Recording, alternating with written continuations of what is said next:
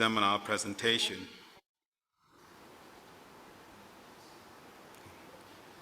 Good morning, everybody, and welcome to this graduate seminar presentation here at Codrington College.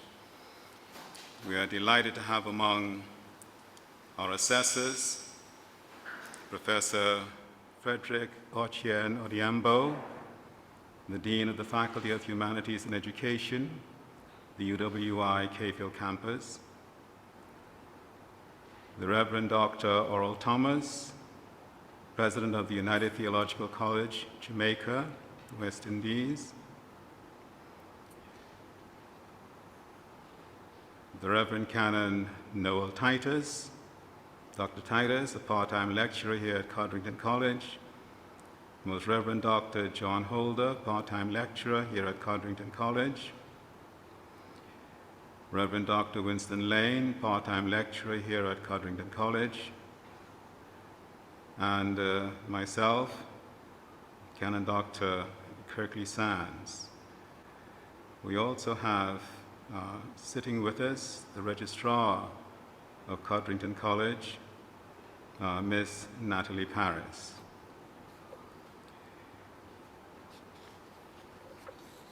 We have an agenda here, and I think each of you will be in a possession of a copy of the agenda, and we will follow this agenda very closely. We have with us, delighted to have with us, the principal of Codrington College, the Reverend Dr. Michael Clark, and Dr. Clark will do the opening prayer for us. Welcome, Dr. Clark.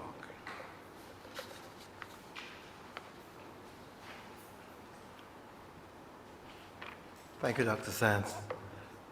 Let us pray. Gracious and ever-loving God, we give you thanks that you've given us this gift of knowing, the gift of knowledge, the gift of exploration, the gift of research. We give you thanks that this human family of which we are part continues to expand and grow, growing in understanding of itself, growing in understanding of the world in which you've placed us. We ask your blessing on our institutions, and we pray that we may continue to be devoted to this work. Be with those who will present this day, and be with those of us who are given the responsibility to assess. Pray that in all things your most gracious will may be accomplished. We ask this through Christ our Lord. Amen. If I may just say a word of welcome to all on behalf of the college itself. Welcome and thank you for joining us this morning.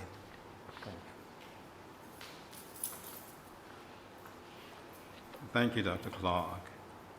We have two MPhil students who should be presenting this morning. These are Mr. Mark Paris and Reverend Father Dave Thomas. Our first presenter is Mr. Mark Paris. Welcome along, Mark.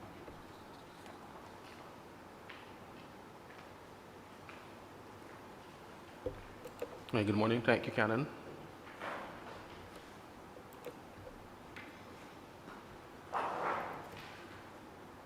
So, the title of my presentation, what I'm going to be sharing with you this morning, is Cyberspace, a Sacred Space. And what we're going to be doing is we're going to just go through the concepts and try to understand how we can tie them together, how we can deconstruct them, and how we can make sense of that question. So if we were to create a working definition of sacred space, if we were to start with trying to deconstruct what we mean when we say sacred space,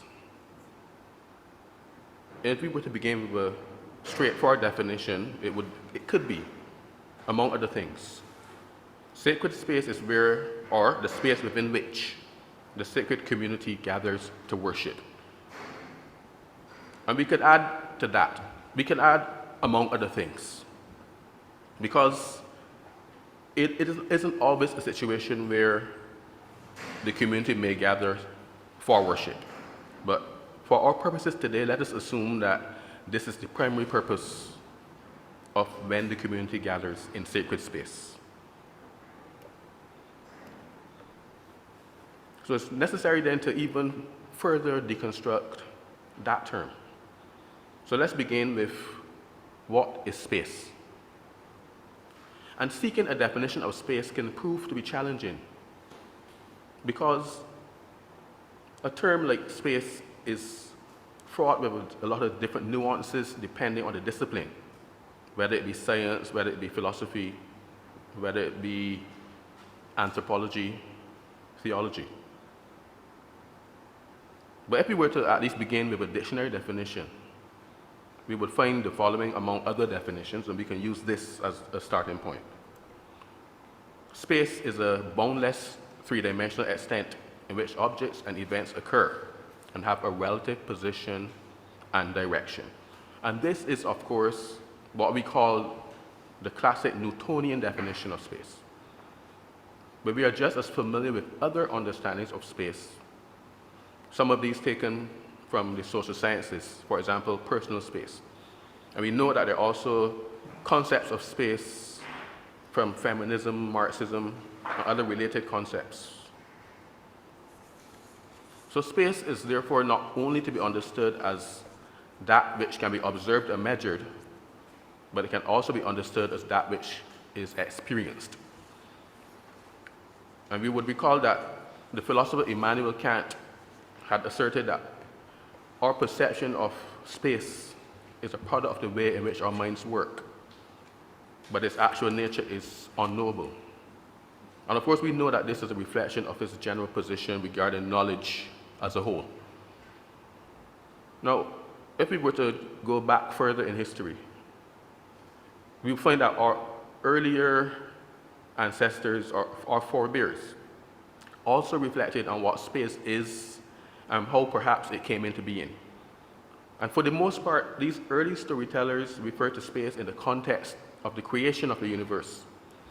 And many of them conceived of space as an immense or infinite nothingness, for want of a better word, or an undifferentiated mass which the Creator organized in such a way as to create livable spaces. For example, in the Babylonian creation story Enuma Elish, we see how in the story Marduk created the world, and of course Babylon is given center place there, out of the monster Tiamat. And Tiamat appears to represent the undifferentiated, unruly space which existed before the process of creation. And we might add, in some senses, it was seen as a watery, undifferentiated mass. But that's relating to the specific story. And we know that the Genesis account also follows a similar path in relating how in the beginning there was this undifferentiated nothingness that was then carved out and shaped into livable space. And the earliest Greek philosophers also appeared to perceive space in similar ways to their storytelling predecessors, but they now also went further than that. They attempted to speculate on the material causes and nature of space itself. And one of the earliest that we know about, Anaximander, is said to have described space as a sphere, outside of which there was nothing, and within which all things came into being out of its substance, and then returned to it at the end of their life. And later, as we know, Plato would significantly refine a lot of this early speculation in an attempt to explain how or why, for example, reason seems to dictate that there ought to be some aspect of permanence in the universe, yet we constantly witness death, change, and decay. And his solution, sometimes referred to as we know as the theory of forms, is well known and need not concern us here, except to speak of his concept of space, because that is our concern today. But his concept of space is bound up with his entire solution of how the universe works. And for Plato, Space represents a sort of boundary between the world of our experience and the world of ideal forms. And this boundary, which refers to in the Timaeus as Korah, or in some other places, the midwife or the womb, makes it possible for the world we experience to exist. So the world of our experience comes into being out of the ideal world through the agency of space. He doesn't say exactly how, but for him, it was almost like a paradox, but a necessary paradox. So space for Plato is a necessary part of our experience of the world. Now, Aristotle thought of space more so in the sense of that which contains, but not in the sense that Plato would have intended. For Aristotle, space represented the boundary between objects, and it also does represent location or place. And this is the sense in which most modern thinkers of a scientific bent would gravitate towards, even if they disagree with some of Aristotle's related concepts such as proper place. Because sometimes Aristotle believed that everything had its proper place in the universe. Now, the thinkers of the Enlightenment period continue to some extent in the tradition of Aristotle, but with less mystical perceptions of space. Not entirely devoid of mysticism, but moving towards our modern concepts. Leibniz, Descartes, Newton, they all sought to describe space in more mechanical terms. And we've already mentioned how Newton's own definition has influenced modern scientific ones. So let's see if we can kind of just get a brief idea of how Newton defines space.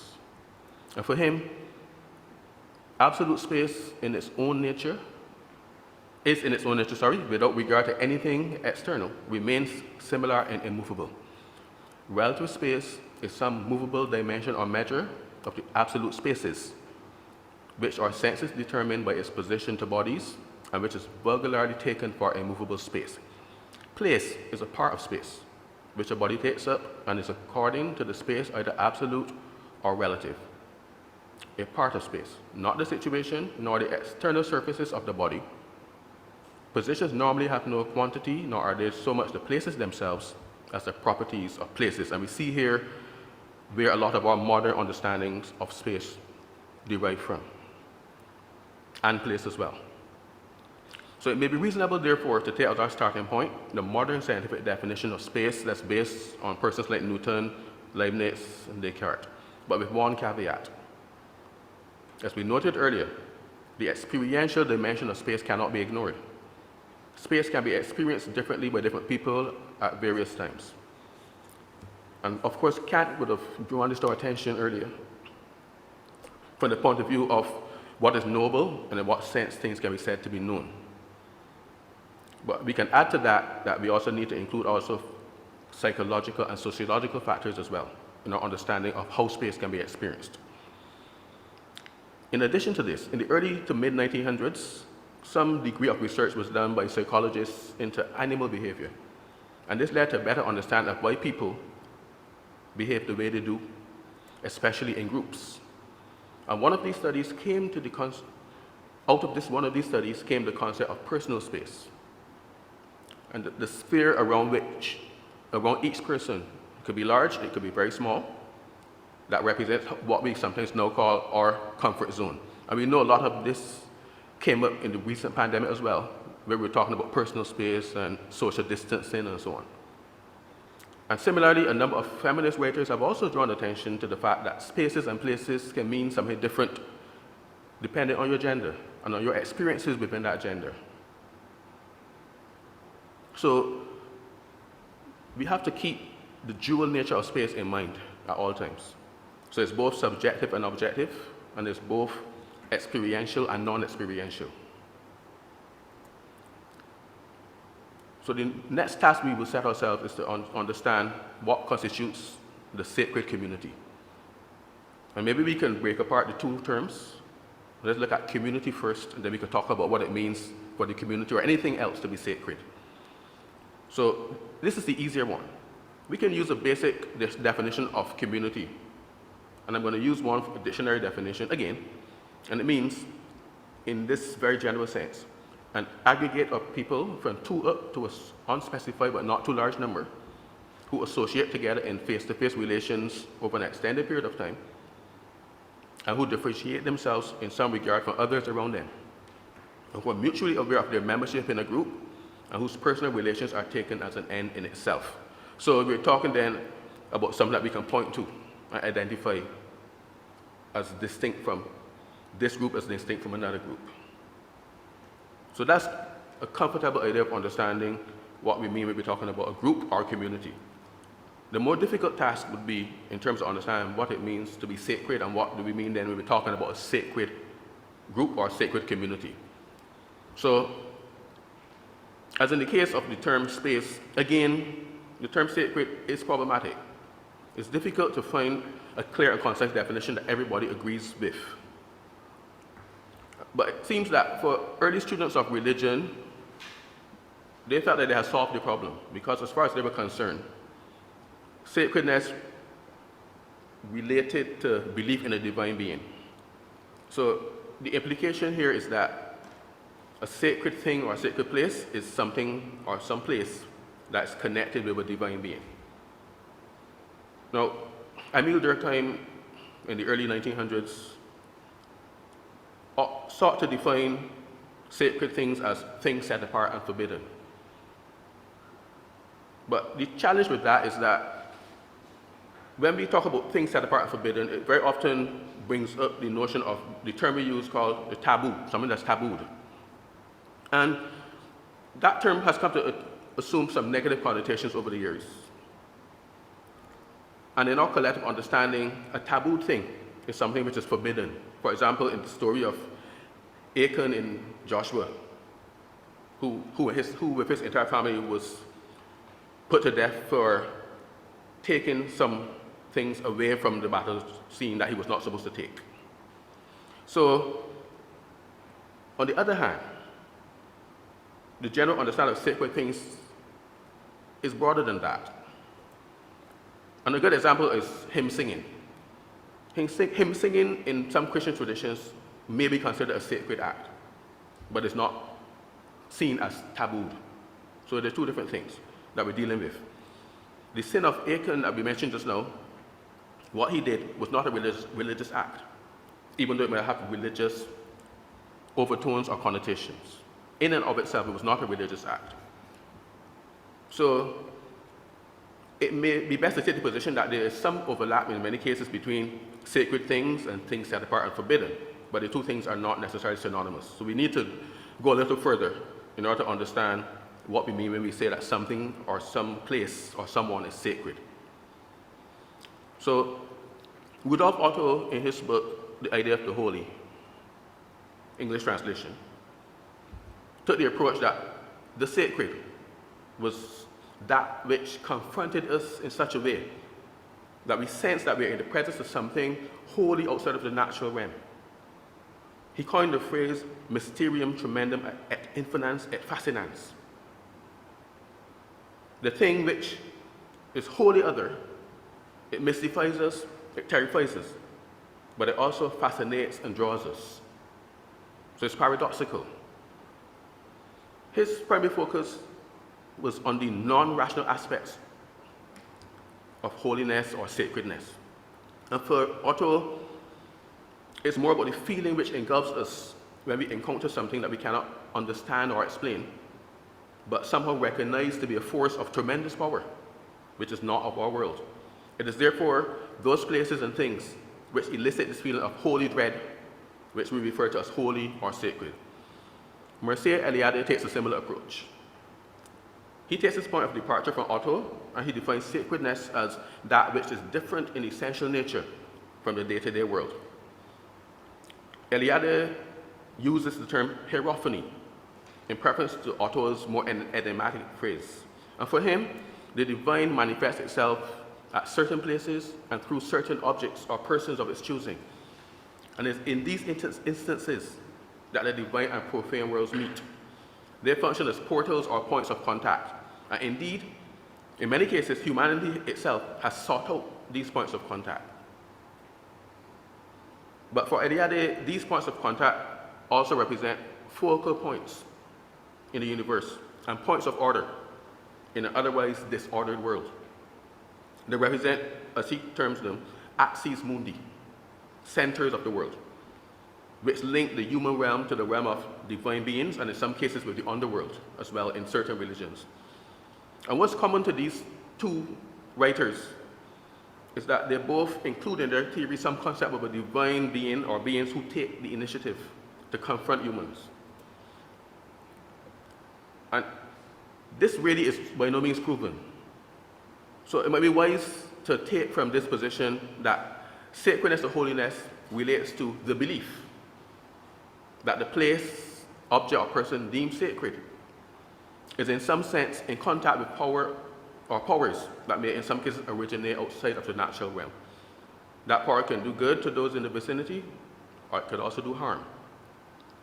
And when we examine some of the more ancient understandings of these terms, that's the predominant impression that we get. For example, in the Old Testament, in 2 Samuel chapter 6, we read there of the account of the death of Uzzah, who attempted to stabilize the Ark of the Covenant when the cart on which it was being carried threatened to dislodge it. A reasonable act, but the consequences were there. And further light could also be shed on the term sacred if we consider just a few of some of the earlier terms that were used in some of the ancient languages to describe these particular types of objects, places, and persons. So let's consider, for example, the Hebrew term kadosh. And if one consults the Hebrew English dictionary, you get such senses of the term as set apart, dedicated, and Strong's Concordance also has additional senses, for example, to appoint, bid, dedicate, prepare. And of course, there are other terms that you find, for example, holy, to consecrate, and so on, but we can leave those aside because we would expect to find those terms there as well. Now, as it relates to Latin and Greek, the terms we can consider are sanctio in the case of Latin and hagios in the case of Greek.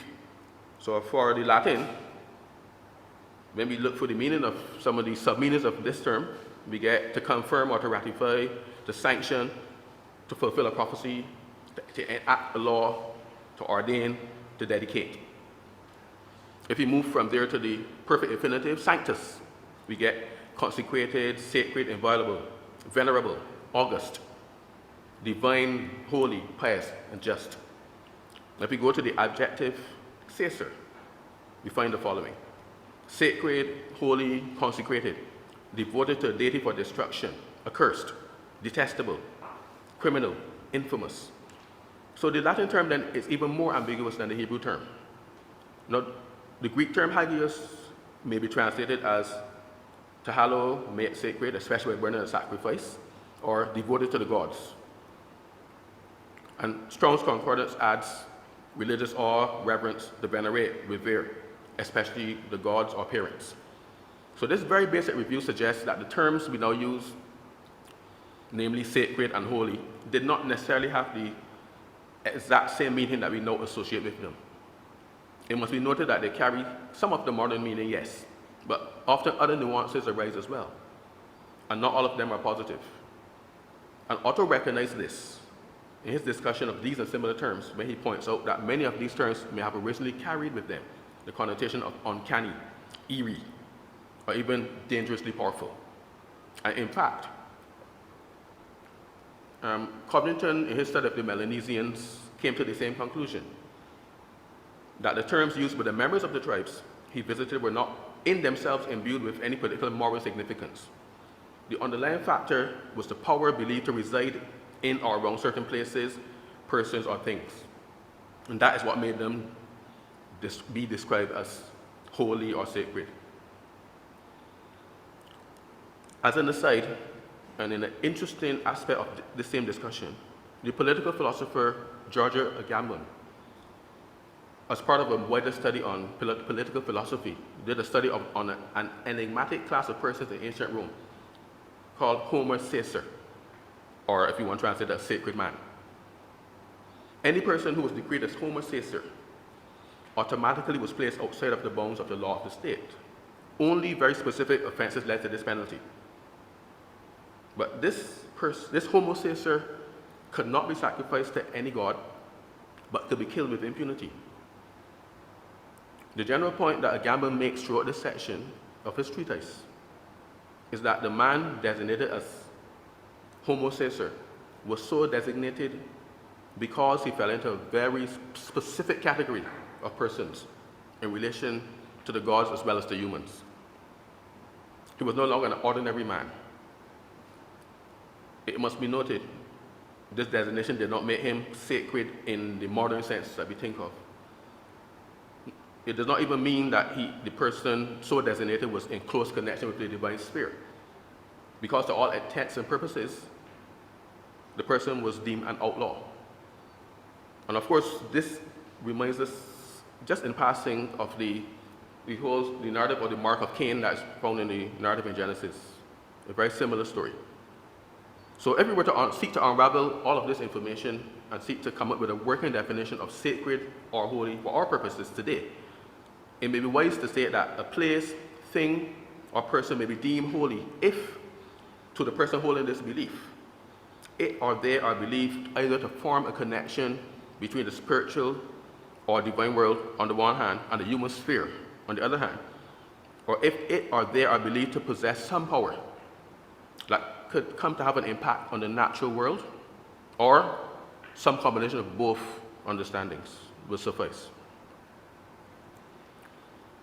So how then should we define the sacred community? So for our purposes, we can therefore view the sacred community as a group of persons who either gather in a sacred place, based on our definition that we gave just now, or conceive of themselves as in some way connected with the spiritual or divine world, or both. We may also include in our provisional definition any group of persons who perceive themselves as a group, or are perceived by others as a group, as possessing some power that can have an impact on the natural world. Any of these definitions, or any combination of them, will serve to account for many groups of persons who have traditionally been described as a sacred community or religious group, both in the past and in the present. Now, every group so described has had some connection with what Eliade referred to as the axis mundi, or what Otto described in more individualistic terms as the mysterium tremendum et infinus et fascinans. It is important to note, though, that this is only a relatively arbitrary and provisional position where we are seeking to provide a working definition of a sacred community. Because depending on the discipline, there will be other traits that may be drawn out and described. But this approach seems to be the safest route if we are to avoid or minimize the risk of either drawing our net too broadly or too narrowly, such that we may end up describing all groups as sacred or no group as sacred. And it is also important to note that this is not intended to be an attempt at an objective or scientific definition, no more than that of Eliade and Otto were intended to be. It is an open question anyhow as to whether such a definition of the subject is even possible or desirable. For our present purposes, acknowledging the tremendous subjectivity of what constitutes the holy or the sacred, it might be best even to allow the sacred community itself to tell us who they are. Certainly, they often see themselves as belonging to a chosen few who are living in a close communion with the divine, of whatever perception of that otherworldly power they might hold. Thus, to use the language of Eliade and Otto fits well within this self-understanding that these groups might hold. So, since we've been able to unpack some of the foundational work in terms of our discussion, let's move now to talk about cyberspace.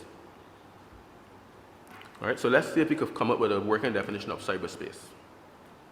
And again, a simple dictionary definition of cyberspace is an electronic system that allows computer users around the world to communicate with each other or to access information for any purpose.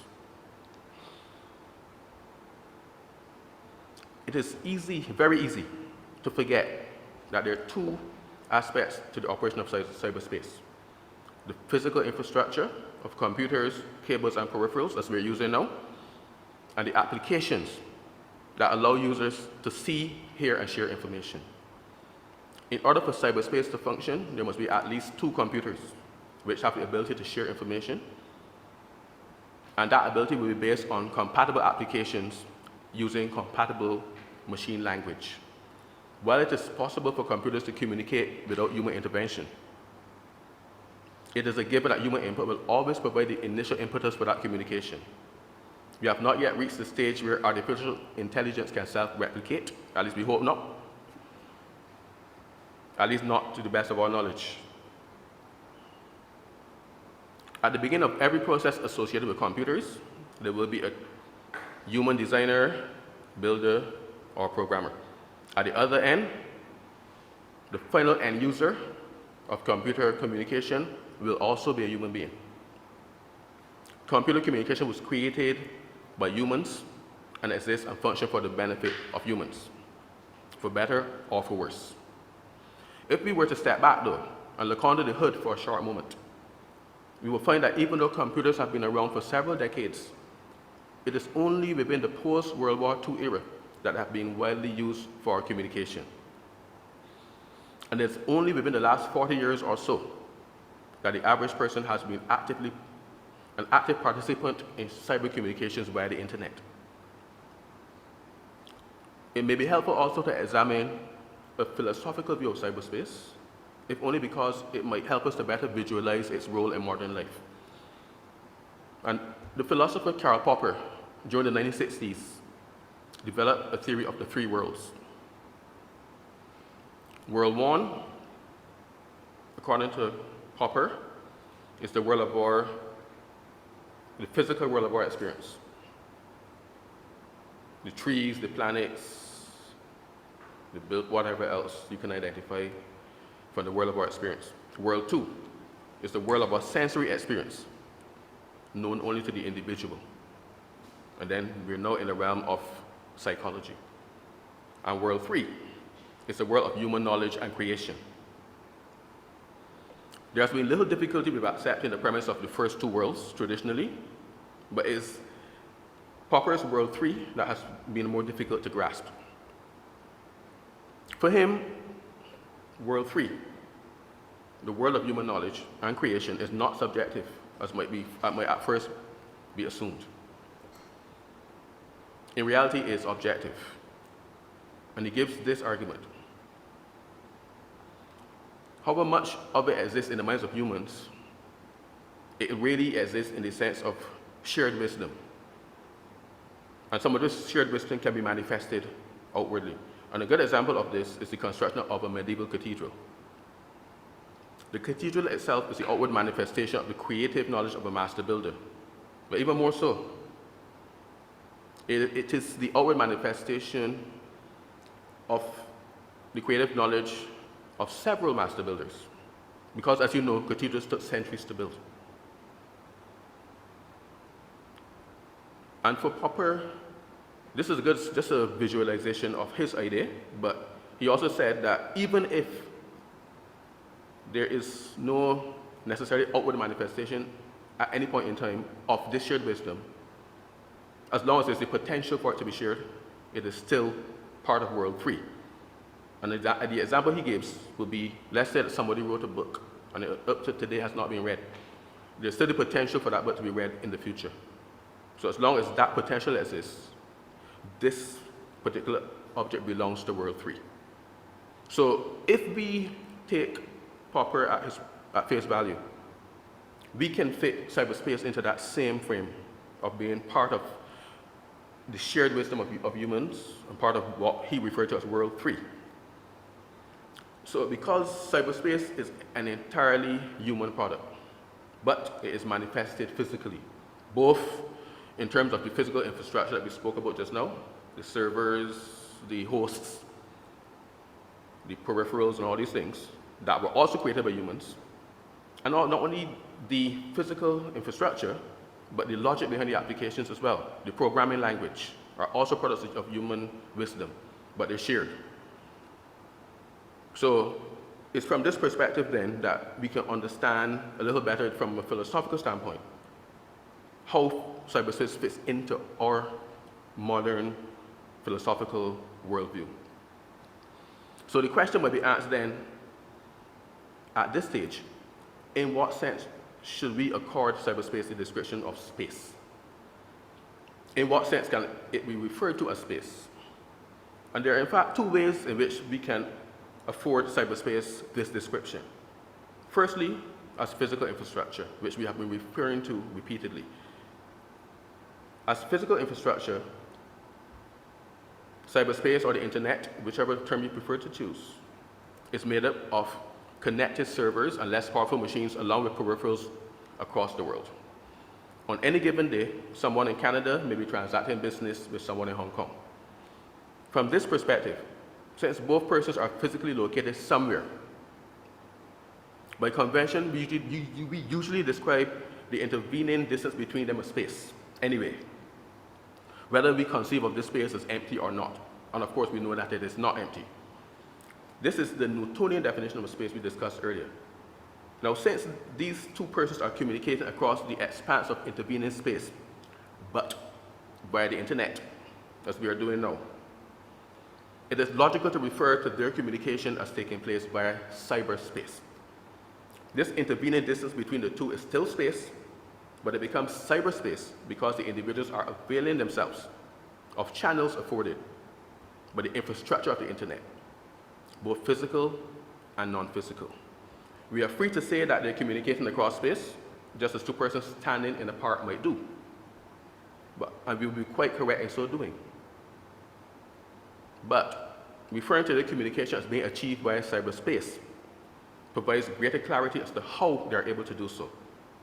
So cyberspace is not a different type of space from conventional Newtonian space, with which we're already familiar.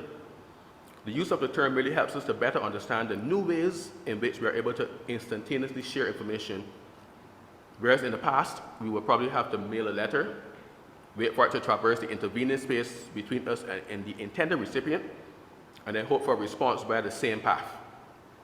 Now, cyberspace allows us to communicate faster. We have email now, for example, and in new ways across the same intervening space. So nothing has really changed. The second way in which cyberspace can be described as space, as we mentioned earlier and alluded to earlier, is in the experiential sense. Earlier we stated that space is not only coldly and objectively something out there, but that it is also experiential. So my experience of space and time, we might add, will be different from yours. The same influence of experience on space can also be found in cyberspace. And this should come as no surprise because, as noted just now, cyberspace is simply part of ordinary space. It follows then that whatever obtains in ordinary space can also occur in cyberspace. We can experience a variety of emotions while immersed, as it were, in cyberspace. And here we would wish to reference virtual reality as an example, where persons can be immersed in a computer-created environment while sitting at the dinner table or laying in bed. But other than that, it is quite possible for a person to have a reaction to things that they read, watch, or listen to on the internet as well. So let's answer now the other aspect of the question: worship and gathering in cyberspace. So it might be helpful now to examine or to agree on a definition of worship so that we are in a better position to determine if worship is possible in cyberspace. And the first definition we can use is one from a 19th century dictionary of religion that I found, where we're told that worship is the exercises, public or private, performed as a matter of divine prescription or as expressive of one's feelings of relationship to the deity. Might be a little limited. According to John Bowker, worship refers to the offering of devotion, praise, and adoration to that which is deemed worthy of such offering, usually God. And perhaps from these two very basic definitions, we should be able to determine that worship involves persons doing something in order to express their understanding of their relationship with the deity, or that power which they deem to be greater than themselves, based on their understanding of what they should do to satisfy that requirement, the requirements of that relationship. So there's a belief that there's a need to do certain things in order to either form or maintain the relationship. And we will refer to these actions or this behavior as acts of worship. So the actions taken might be quite basic or they might be very elaborate. But the important thing is that the acts of worship satisfy the perceived requirements of that relationship between the sacred community or the members of that community, and the deity.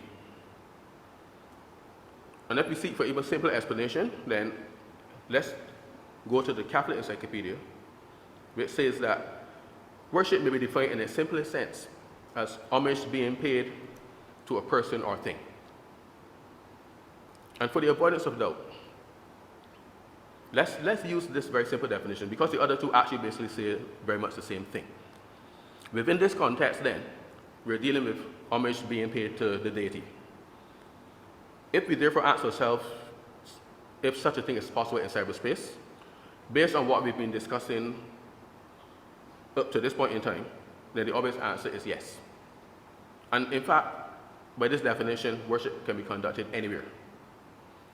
The next challenge we can then pose for ourselves is whether it's possible to gather for worship or anything else in cyberspace. You must be getting tired of the dictionary by now, but if we return to the dictionary definition, once again, last time, we will find some synonyms for gathering: to collect, to bring together, to accumulate. And traditionally, there's been some confusion over these terms, because it's often assumed that to gather means to be close together in the same place. But this assumption is open to challenge. Many meetings at the present time, including this one, are held via meeting applications such as Zoom, Teams, and Skype. So, via these platforms, discussions are held, decisions are made, quorums are ascertained, and some of us older persons know how important a quorum is for some meetings. Votes are taken, and training is also provided via these meeting applications. There's now very little difference between meeting in person and meeting remotely. In fact, most of my weekly meetings are held remotely. With cameras on, and participants can see, as well as hear one another, to enable themselves to be able to engage in interaction and discussion. And what has been borne out, especially during the recent pandemic, is the importance of a functional rather than a formal understanding of gathering or meeting. And the question that must be answered is, what is the purpose of a meeting? And once we establish that, we just then need to determine if that purpose is fulfilled by a meeting which is held remotely versus an in-person meeting. And if there really is no difference between the two outcomes, then there can be no fundamental difference between the two forms of meeting. So determining what it means to be present therefore relates to whether the members of the group can effectively communicate with each other and achieve the objectives of the meeting. But I go further. Even before the era of cyberspace, there seems to have been some understanding, especially among religious communities, that the members need not be in one physical location in order to be gathered for worship. For example, the Christian concept of the communion of saints bears this out, because it reflects the belief that believers who have passed on can still, in some sense, participate in the life and worship of the church. And similarly, Muslims worship towards the Kaaba in Mecca at specific prescribed times. And this seems to reflect an understanding that there's one connected community who are worshiping together even though they are physically in different locations.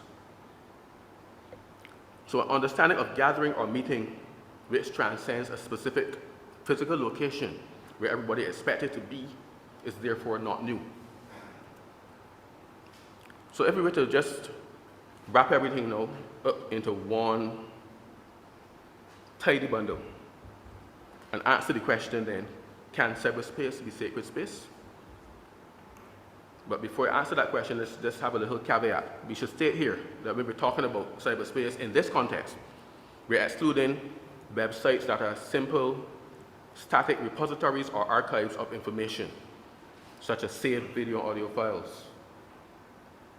The focus here is on instantaneous or relatively instantaneous interactions between persons via cyberspace, And the reason for this distinction is that there is a need still to satisfy the requirements that in order to gather, persons must at least be able to communicate in real time.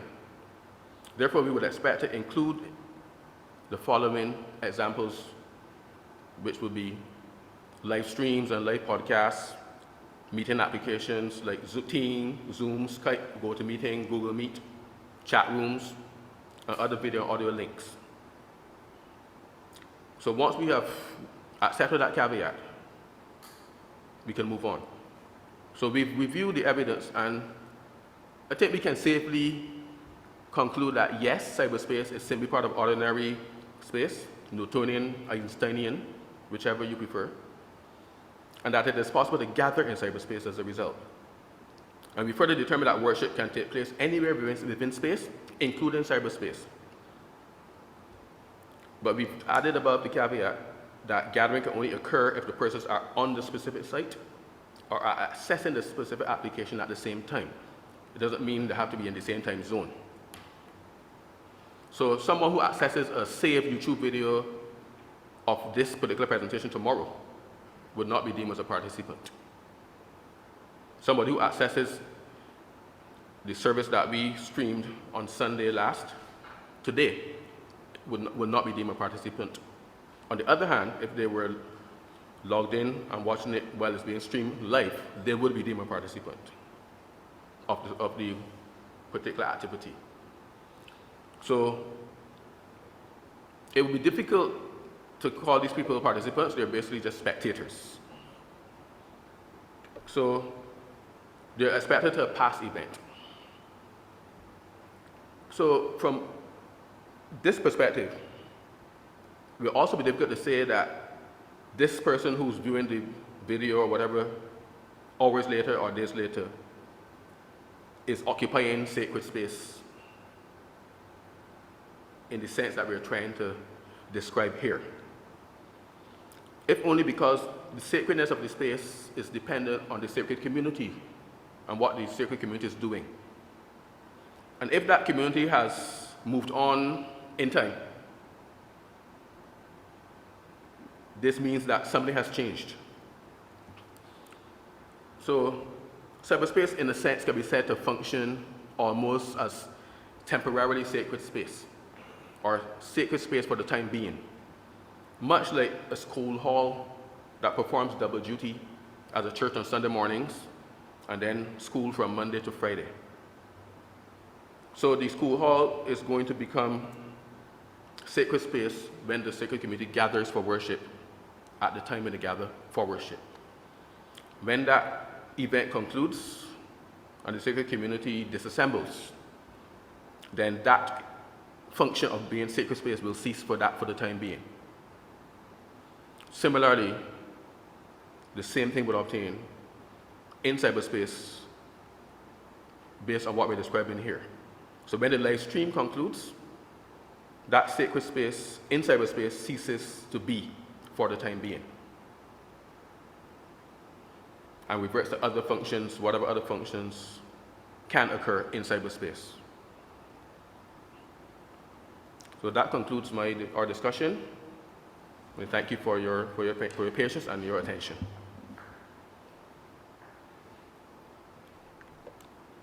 Thank you very much, Mark. I would like for you to make yourself available for questions, comments from the assessors, both those who are physically present here at Codrington College and those who are online. So we now open up for questions and comments directed to the presenter, the Master of Philosophy and Theology presenter, Mr. Mark Paris.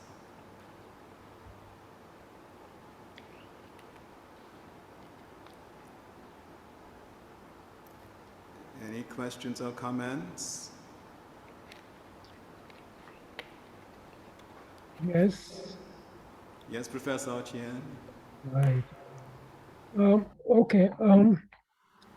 So I'll call you Mark, if that's all right with you, right? Now, thank you for that presentation. I really enjoyed your presentation, and I think it is quite interesting.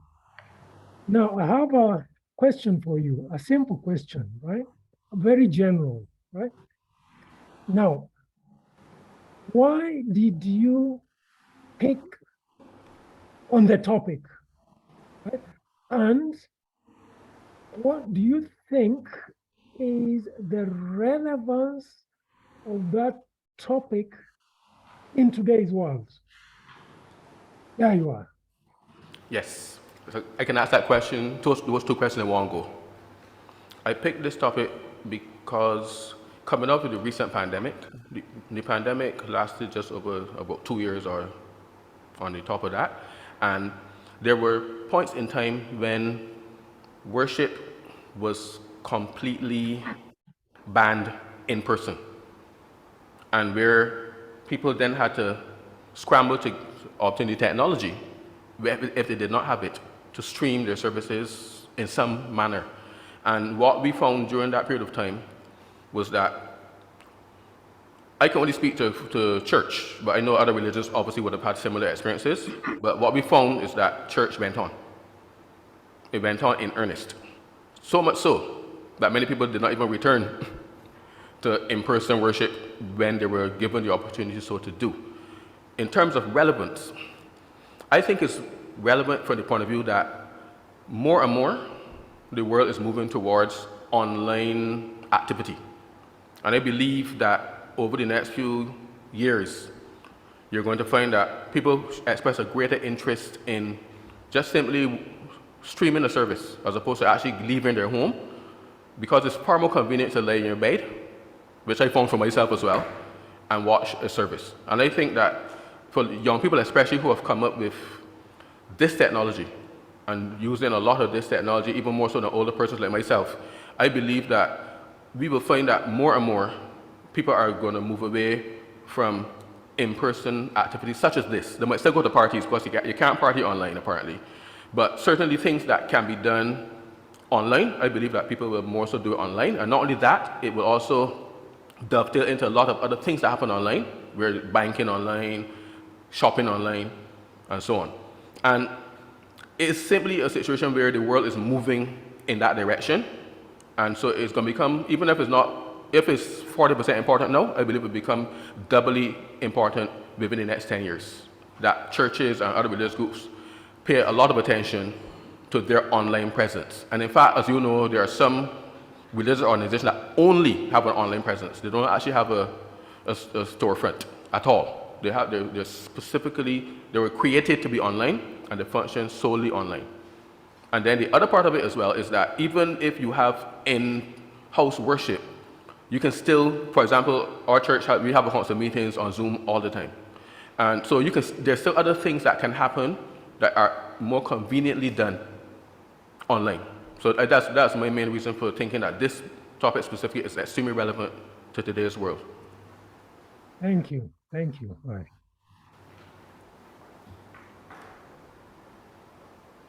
Thank you very much, Professor. Thank you very much, Mark. Are there any other questions or comments? Yes, I have a question, Dr. Sands. Yes, this is Reverend Dr. Oral Thomas, President Yes, of UTC EWI. Right. Good morning, everyone. And thank you so much, Mark, for a very enlightening presentation, well argued and resourced in terms of the scholarship in the field. I have a question pertaining to the way in which you ended. You spoke about the use of a church hall, or the double use of the church hall as sacred space on Sunday, and then as an ordinary space Monday through Friday or to Saturday. My question, Mark, is there a loss of the sacredness of the space? Because earlier you spoke about taboo and the taboo that the taboos that surround sacred spaces. Now, if this space is going to be using this double way? Is there a loss of the sacred? That somehow it is sacred on Sunday, but somehow Monday to Friday it is not so sacred. So I'm just asking, what are the implications of that double use, or if there is a loss of sacredness in your view? To me, from my perspective, I think that, from my perspective, I know that others have a different perspective on it, but sacredness comes from the community, right? So if the community came to the same school hall, for example, on Sunday morning and found that it was not fit for use, and they wandered out onto the pasture, and they sat down on the pasture and had their service there, then that becomes sacred space. So for me, the sacredness is cited wherever the community is and what the community is doing. So when the community, that's why I was saying, making the argument that when the community shuts down the cyber site or whatever, or when the community leaves the school hall, in a strange way, they take the sacredness with them. That's how I would put it, if that makes sense. They basically take the sacredness with them wherever they go, and then when they divide and go to the separate homes, it goes with them there as well. So that's why they can meet on Zoom. So that's my perspective on it. So the hall itself, this is not imbued with any intrinsic sacredness at all. So we can go to a chapel, any one of our Methodist chapel, and do anything we want with it on Tuesday or Wednesday, because it is not a sacred space. The community is not there, and so on, and the building in itself doesn't carry anything, doesn't have any sacredness to it. Yeah, that's why you end up with larceny. So it really is about perception, and it's what you perceive the space to be. So your congregation perceives the space as constantly sacred because your congregation is constantly in existence, even if you're not physically there at the time. So they will always pass by the church and say, I got to go there on Sunday. But the thief is going to pass there and say, I got to go there on Friday night. You know, because he's not conceiving of that space as sacred at all. It's just a building. So that's why I'm saying that it really comes down to the perception that the community has of their space. Thank you. Yes.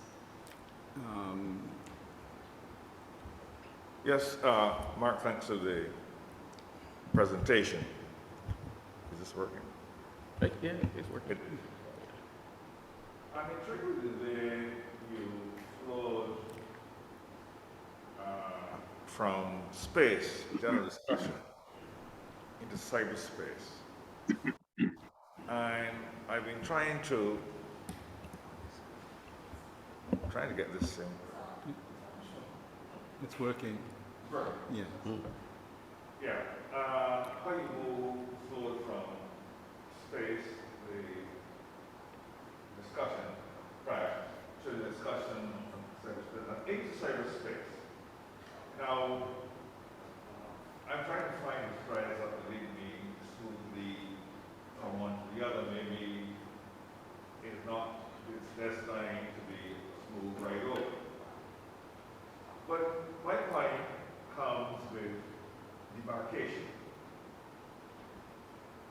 Can space be demarcated?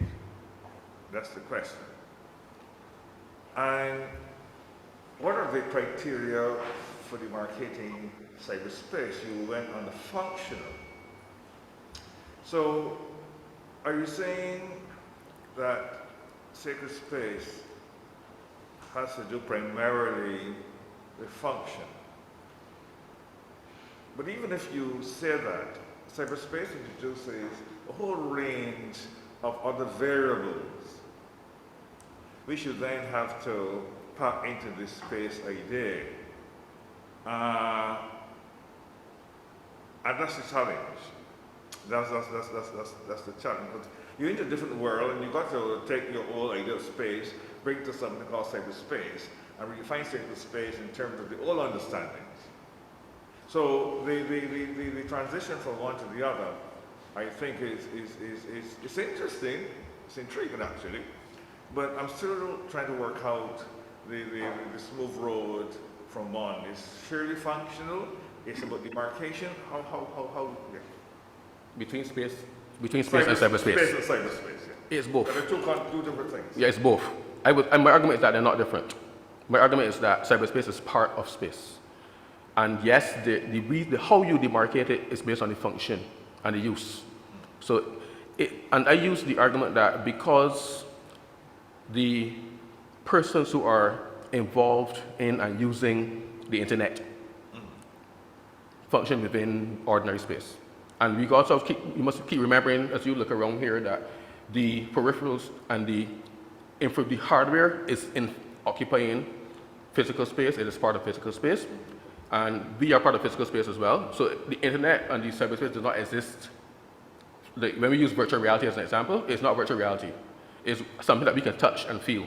So my argument is that cyberspace, just like outer space versus inner space, is just another category of space, just that we tend to define it based on what it does, the function. So I agree that I use that as an example where two people can be communicating.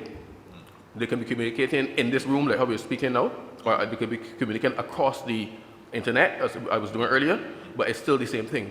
Because these guys on the link are either in Barbados or Jamaica, but they're still somewhere. So, you know, and everyone was talking to Superman, that's different. But as long as we have real people in real conversations, they exist in space. So my argument then is that cyberspace is just simply the method that's used for these people to communicate, right? So it is really a subset of space. And similarly to me, sacred space is also a subset of space, but from a different perspective. It becomes a subset of space because we define it thusly. Not necessarily, it could be functional in a sense as well, but then you have to go down to the road to say the function is going to differ from person to person, from group to group, in terms of how they view their sacred space. But it still will be functional, and it is also a subset of space. I start with space as I'm like Anaximander. Space is it. And there's nothing that can happen outside of space. So as long as we accept that something is happening, it is happening in space. It's just a matter of trying to explain how it's happening and kind of drilling down to say, this is the particular subset of space that we're talking about here. But if we chose to throw away the subsets and just deal with space on a holistic level, we are fine to do that, just that it will not be as clear and as easy to understand if we just spoke generally. So to me, I would say that when we use terms like cyberspace and sacred space, we're using convenient fictions. I don't want people to misunderstand the term fiction here, but I would say they're convenient fictions. They're used in order to have a better understanding of what we're talking about. But at the end of the day, it's all space.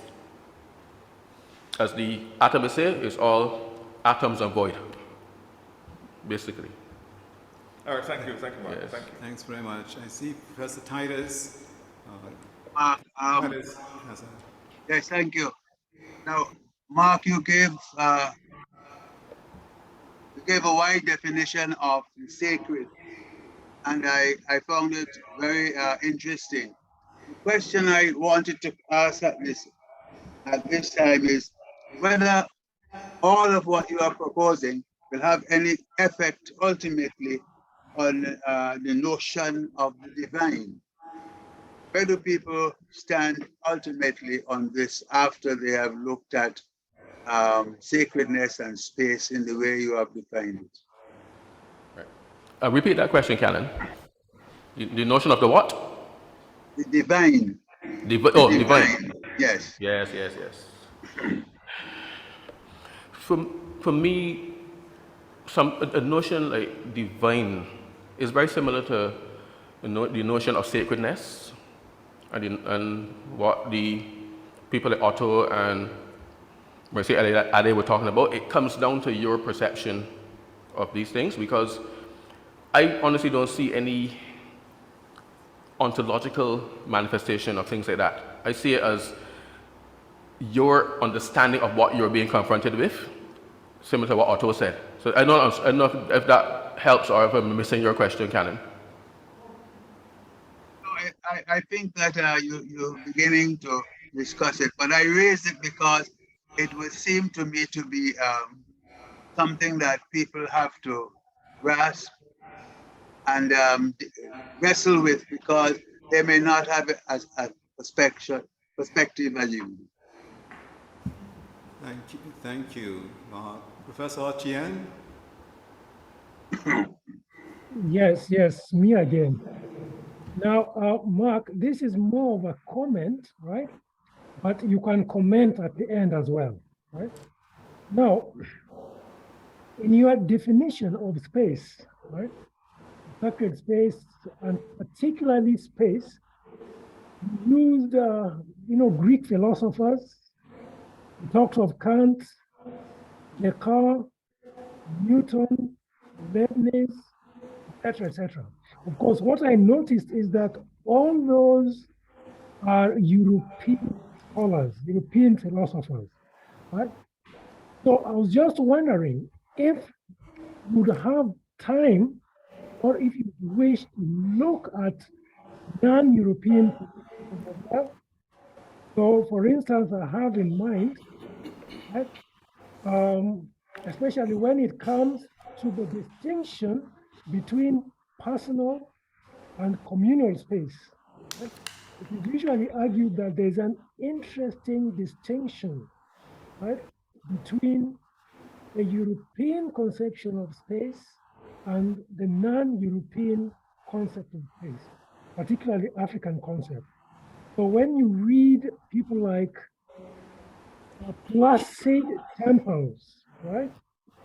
John Mbiti, Rush, or the general South African philosophy of Ubuntu, right?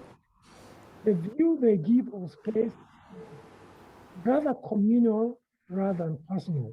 So I was just wondering that if you have time and if you wish, you may look into their views as well to give your thesis a kind of balance, so to speak. All right? Thank you for that. That's actually my next chapter. Oh, okay. It was not presented here, but that's what I'm working on next. All right. African concepts of sacredness and sacred space.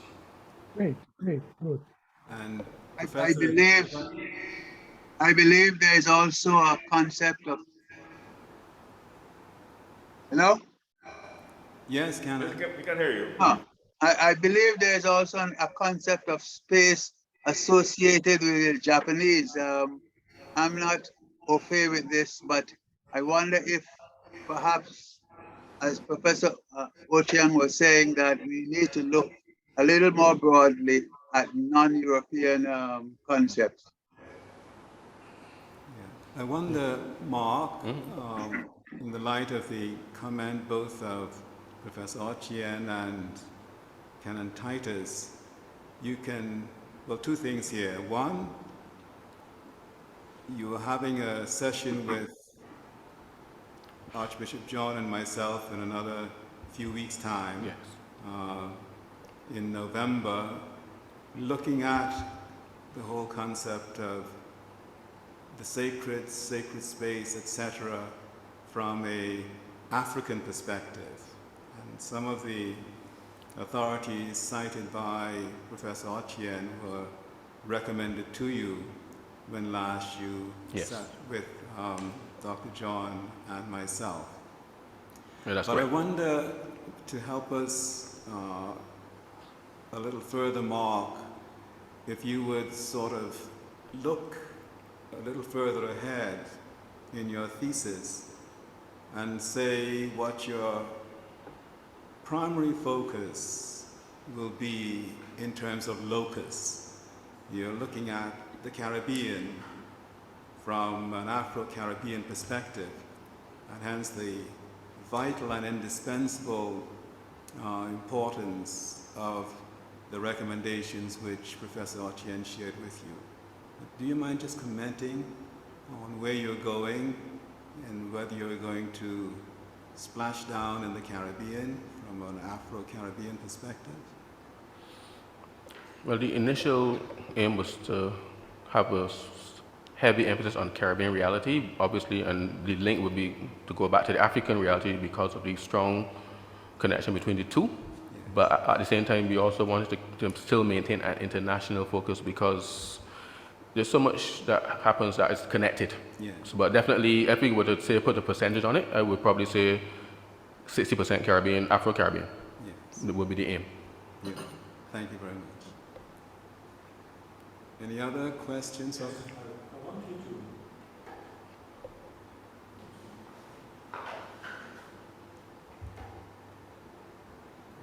This is Father Lane, yes? Yes, I wanted to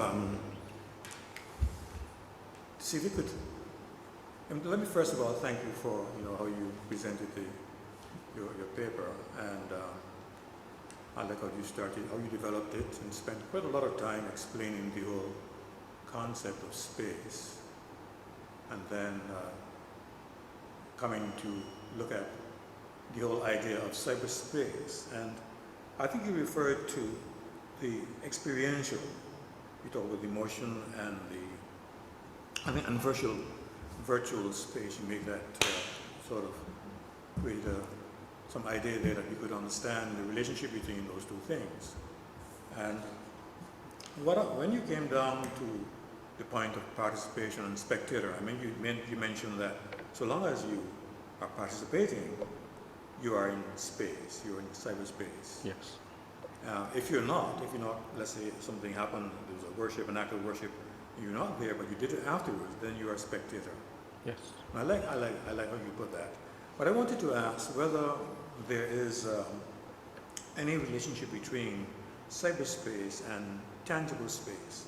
I mean, what I'm asking you to look at is how you develop the whole idea of experience within this context of cyberspace. Is that really possible? Can we really make a connection between cyberspace and tangible space, so to speak? I mean, you're talking about people being apart, and there's a gap there. How does one really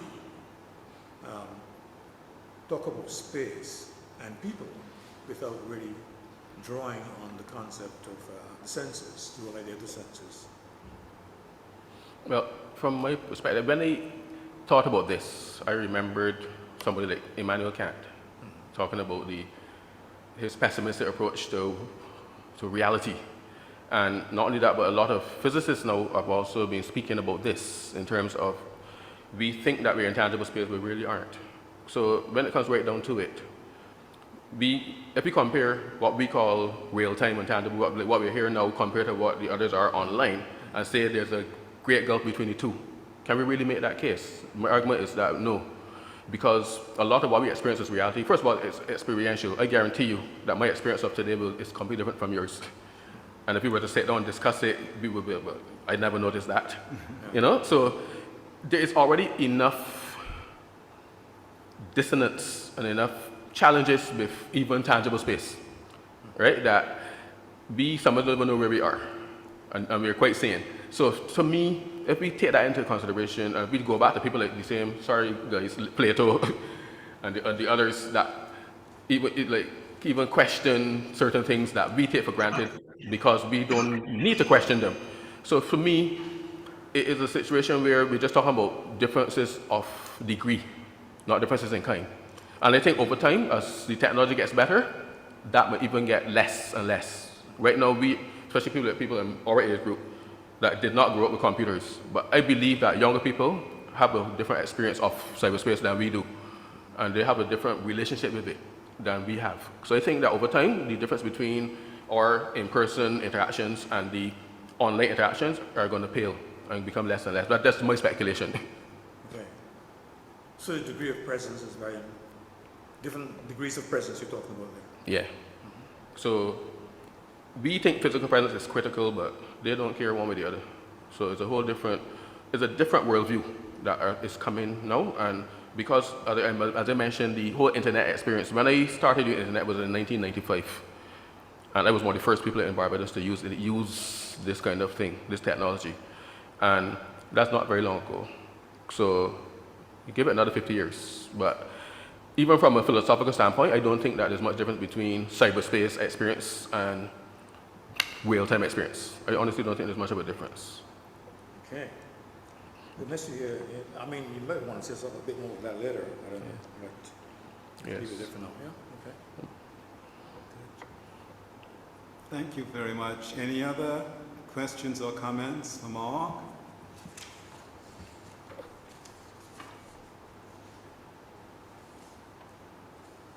Well, let me take this opportunity then, on behalf of the principal and all of us here at Codrington College, for thanking you, Mark, for preparing well for this, the first of your two seminar presentations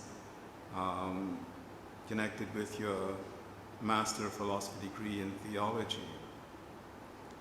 And you heard the comments, and no doubt you will act upon them. Dr. John and I are looking forward to our next session with you in about 2 or 3 weeks' time here at Codrington College.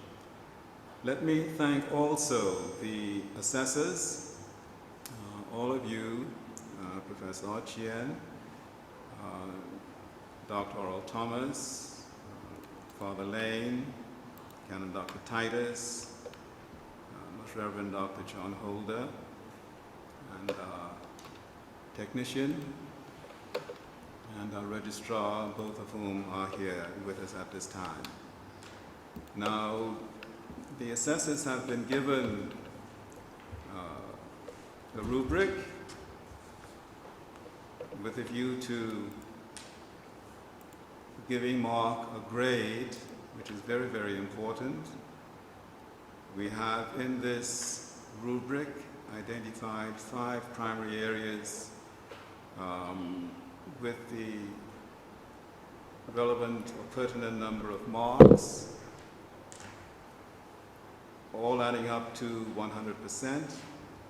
And I will appreciate it if the assessors will send their grade sheets in to us here at Codrington College at their earliest convenience.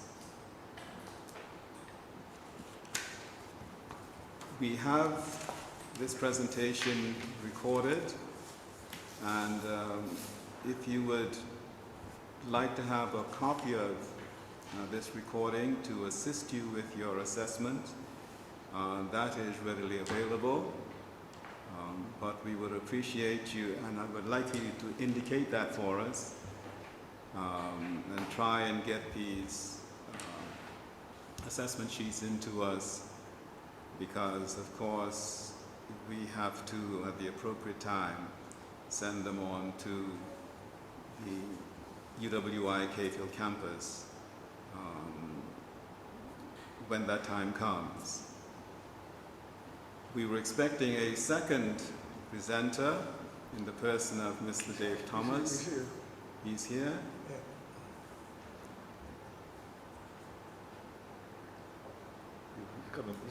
Okay. All right, I will ask the assessors then to just take 5 minutes break to give Dave an opportunity to join us. He's physically here at Codrington College. So let's take 5 minutes, and we will resume in 5 minutes to hear Dave Thomas make his seminar presentation. Good afternoon, my name is Dave Thomas, and my presentation will be on names and titles, connotation and denotation. One school of thought claims that Christos is used as a title and the other a proper name. Therefore, the question is, when Paul uses the word or employs the word Christos, what is it he is essentially saying? Many modern interpreters hold to the belief that Paul generally uses Christos as a name and not a title. This indicates then that the messiahship of Jesus plays little or no role in Paul's thought. Andrew Chester has rationalized that Paul uses Christos almost entirely as a proper name, often in combination with Jesus, not as a title as such. N.T. Wright has argued in several places that this consensus is terribly wrong. He argues that Christos in Paul should be regularly read as Messiah. In other words, Christos should be read as Messiah, and it continues to bear its titular sense, according to S.A. Cummings. For both spectrums of the argument, it is then important for us to understand the meaning of Christos in Galatians. When we look at Udo Scanelli, as a Roman Catholic, he is unable to support either side of the debate. Scanelli asserts, for Paul, Christos Jesus is a Tertullian name, both title and name. When combined with Jesus Christos, is thus to be understood as a cognomen that also always has the overtones of its original Tertullian significance. The whole debate of names is a long-standing debate. It's a long-standing problem in the philosophy of language and linguistics. And philosophers have keenly been interested in them because words connect to the contents of the world. Words connect to the contents of the world. According to Niels Dahl, a title is colorful and a proper name is colorless. According to N.T. Wright, titles connote, whereas names denote. Titles communicate significant information about the person they are applied, whereas proper names do not. A title brings with it a collection of senses. Linguistically, titles speak. According to Bishop Tom Wright, a title brings with it a meaning or a collection of senses. Titles have meanings. They speak. According to Tom Wright, a name does nothing more than refer to something in the universe. They have just a reference. Names are indexical. Linguistically speaking, names only name. There's a quote here by John Stuart Mill that says, proper names are not connotative. They denote the individuals who are called by them, but they do not indicate or imply any attributes belonging to those individuals. A proper name is a word which answers the purpose of showing what thing it is we are talking about, but not of telling anything about it. These have, strictly speaking, no signification. Then there's also a quote by John Neville, says, proper names become connotative when they are used to designate a certain type of person. For example, a Paul Pry, a Bethel, a Socrates. However, when used, such names really cease to be proper names at all, and they have come to possess all the characters of general names. Then the last quote by Jesperson, which is taken from the book The Philosophy of Grammar, says, now every time a proper name is used in actual speech, its value to both speaker and hearer is that of denoting one individual only. Mill and his followers apply too much stress on what might be called the dictionary value of the name, and too little in its contextual value in which it is spoken or written.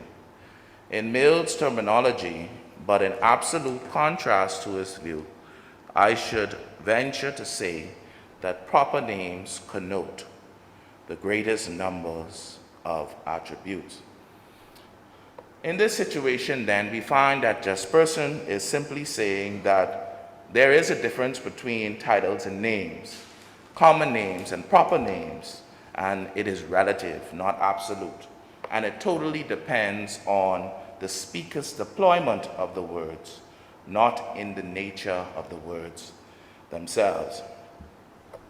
There's a lady named Anna Davis who contributed to this discussion actually, by saying that the primary role of personal names is to identify individuals, but personal names are also endowed with a strong classificatory function. And now we come to Greek nomenclature, from the classical to late antiquity. In this period, we come to realize that the primary role of personal names is to identify individuals, but personal names are also endowed with a strong classificatory function. Greek names link several specific demographic data to their bearers. In ancient Greek, it is not the case that titles mean while proper names refer. In the Indo-European study of names, we find that a single name was the standard for Greeks, both male and female. Modern historians followed the president of the Indo-European onomastic culture.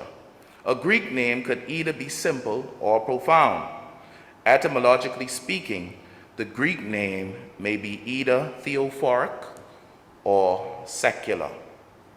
The patronymic, the father's name, or the ethnic designated a person by his native city or region when abroad. By a similar logic, secondary names that were given in the classical and Hellenistic periods to public figures, such as politicians, courtesans, and kings.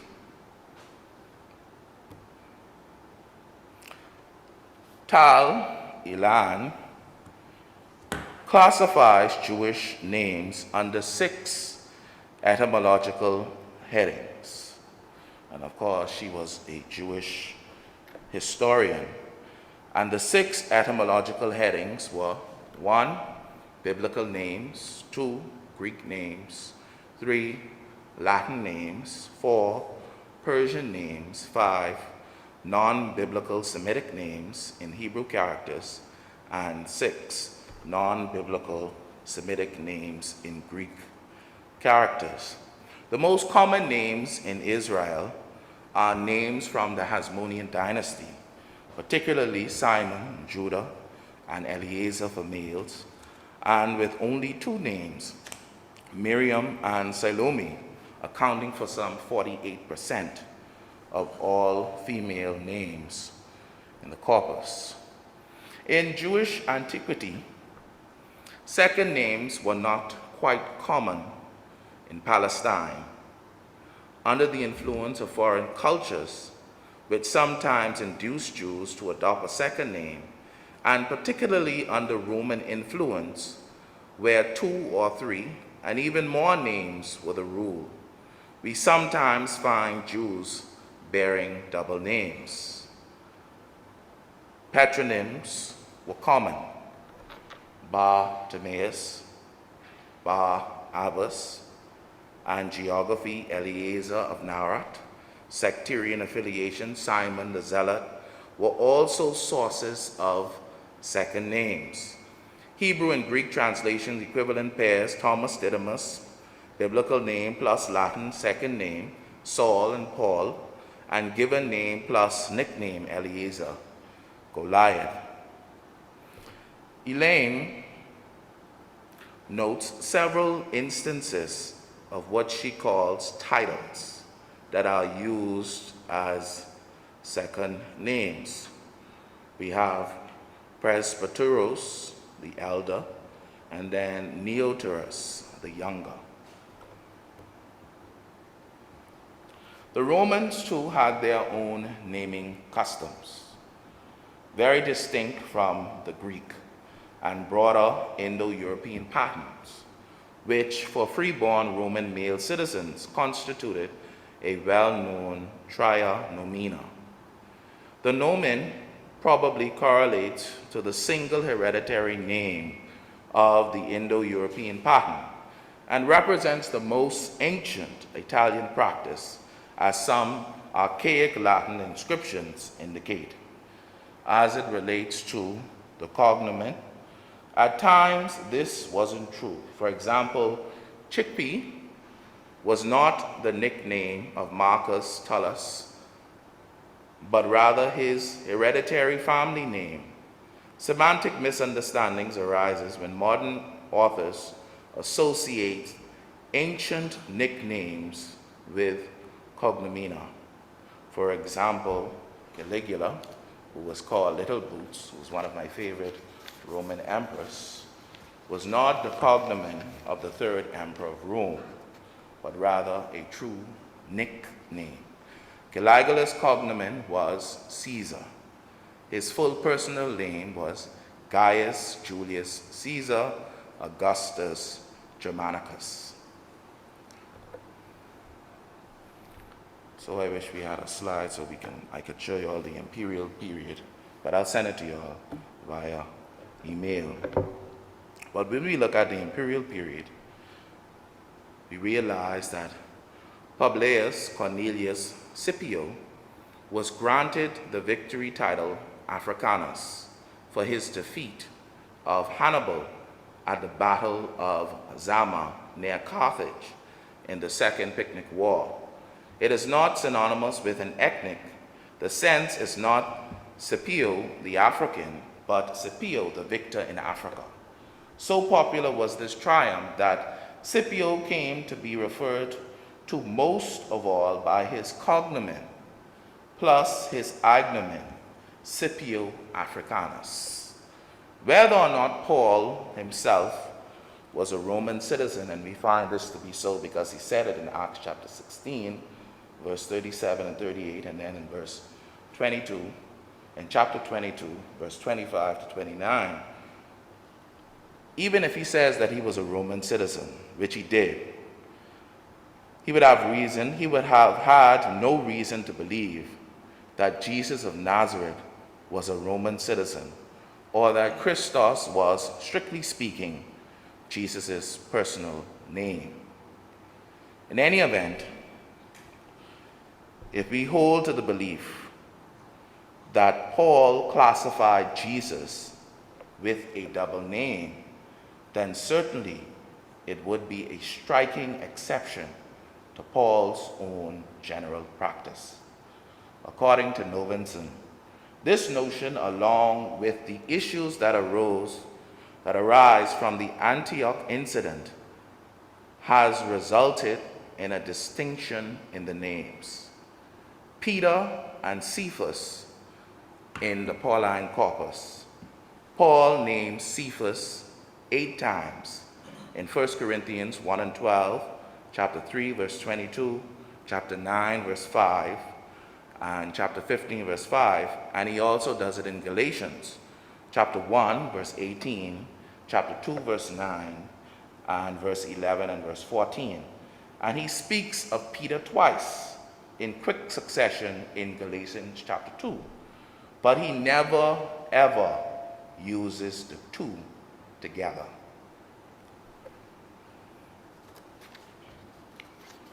There's a minority report which explains the fact that Christos appears to be neither a name nor a title. In each of these cases, the additional name is something approaching what we could call a nickname: Rock, Twin, James the Just One, or the Just. That is to say, a name given by others to a person in view of a particular quality, characteristic, or accident of birth distinguishing him from other men of the same official family name. When we look at double names, additionally, in the indisputed letters, Paul names some 55 people, and in each case, he uses a single personal name. to list several: James, 1 Corinthians 15, verse 7, Galatians 1, verse 19, Galatians 2, verse 9 and 12. Phoebe, or Phoebe, Romans chapter 16, verse 1. Apollos, 1 Corinthians chapter 1, verse 12. Barnabas, Galatians chapter 2, verse 1, and verse 9 and 13, and then 1 Corinthians 9 and 6. Paul generally uses titles for individuals quite seldom, with the notable exception of titles for God and Jesus. An example can be found in 2 Corinthians 11 and 32, where he refers to an unnamed ethnarch or governor, and to Aretas, the king. The mention of Phoebe in Romans 16 is best understood as meaning patron. Paul uses titles of office quite rarely, and he uses single rather than double names, almost without exception. Paul used names that were not only the known Greek names, the ones we expect him to use, but also names that were New Testament Latin names, which indicate strong biological kinship, such as the praenomina. And they were also names of the Ptolemaic era, monumental inscriptions. This practice by Paul, according to Wayne Meeks, and Wayne Meeks were very instrumental in the translation of Romans chapter 3 from the classical Martin Luther translation of Romans chapter 3. And he wrote the famous Pauline book, Urban Christians. And he called this fictive kinship language, as it relates to Jesus Christ. If one holds to the ideal that it is a double name for Paul, then it would be the only example of a double name anywhere in his letters. This fact does not determine the problem, but it does raise a little more doubts about the majority opinion that takes Paul's Christos as a simple second name. There's a theologian by the name of Harvey who agrees with the general opinion that this word Christos is not Christologically relevant for Paul, but that he describes this phenomenon by means of the nickname classification. Jesus was the one anointed or appointed to preach the kingdom, to bring good news to the poor, to cure the blind, the deaf, and the lame. He was Christ. But Harvey points out an even more important formula where we have Jesus or Jesus or Legomanos Christos, Jesus called anointed, and he's citing it as parallel as Simon Legomanos Didymus, Simon called rock, Thomas called twin, and as I mentioned a few seconds ago, James the just. This proves the purportedly colorless use of the word by Paul, generally and in Galatians. Jesus known by this additional name in his lifetime, so that Paul will have known his name, this name, and used it without further discussion. The argument relies on a controversial argument as to what Christos proposed to the contemporaries of Jesus, namely, not the eschatological royal son of David, but rather the set of roles assigned to the person who is anointed by the Lord in the second Isaiah's song. To begin with, there was an argument that was against Harvey, and this argument was done by Merrill Miller, who proposed a fascinating variation of Harvey's theory, claiming that Harvey's evidence is best explained by a suggestion that can be discovered in Pauline letters. That there are several occasions in Paul's letters where it's hard to ascertain whether it's an honorific, a title, or just a personal name. And even if we grant, however, that as Harvey does, Christos proposes the Isaianic servant rather than the Davidic king of the Psalter, this association would have been instinctive to Jesus' contemporaries. Granted, this connection is made in Luke chapter 4, verse 16 to 21, but it is not attested anywhere else widely in other Christian sources. Harvey reasons from the formula, which appears only in Matthew with the name of Jesus, to justify its use in the tradition of Jesus. Additionally, Miller's theory claims that Harvey's theory does not explicitly clarify the Pauline evidence.